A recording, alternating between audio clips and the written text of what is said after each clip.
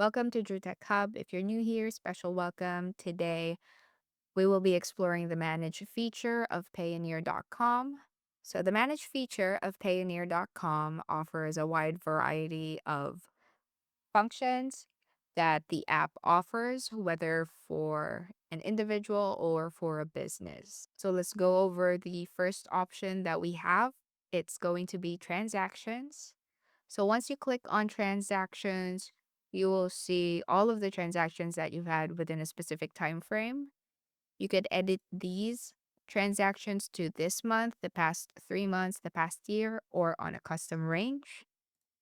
Just to show you an example, let's go from it's in a day, month, year format. So let's say 01, 04, 2024 to today.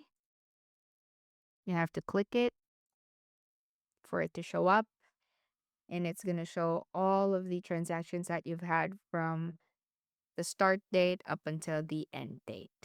If you only want to see your USD balance, then you'll only see that. If you only want to see your Euro balance or any other wallets that you have, press the filter button and click whatever filter that you want. You could also do it via local bank accounts that you have. You could filter it through whichever bank account that you have available. If you want to clear your filters and have it show up everything, it's also going to clear the date that you've had, the custom range that you've had. So you could also request a monthly statement directly from the transactions area. So you just press monthly statement on the upper right. You could request from any wallet that you have or from any bank account that you've put in on Payoneer.com. Let's just say I want it for April of 2024.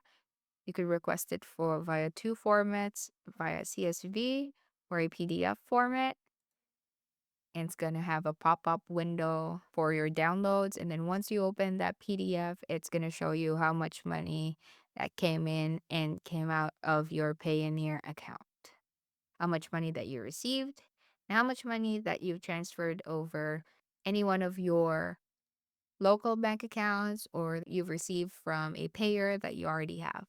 So the contacts option shows you a list of the people that you have paid or the people who pay you. So for the people that who pay you, they're going to be including the name of the payer and the email, the Payoneer email that your payer has. You can add them to a category, let's say a client, you, a hiring company, and it'll show you the last payment that you received from that payer. When you press the three circular buttons on the right, you could request a payment from that payer. You could edit the category, you could change it to any one of the other categories that are written on here, and you could also delete that payer. Your batch upload history is where you'll see the people that you pay. So you could add batch contacts and then go back to pay and make a batch payment to either multiple Payoneer accounts or multiple recipient bank accounts. The bank accounts for withdrawal option shows you the local bank accounts that you have added onto your Payoneer.com wallet to connect to. You could add 15 accounts in total. I currently have 3, as you can see. And when you want to add a bank account, you will be asked for basic information about your account. You're going to have to add in your bank account details, where your bank account is opened, let's say in the Philippines, if it's a personal or a business account, and the account currency that you have. It's going to ask you for your bank name, your account holder name, and your account number. So once everything looks good and you've entered all of your details, everything's correct, it's going to go for review. And you're going to be asked to provide some information on that bank account aside from the ones that you've already given.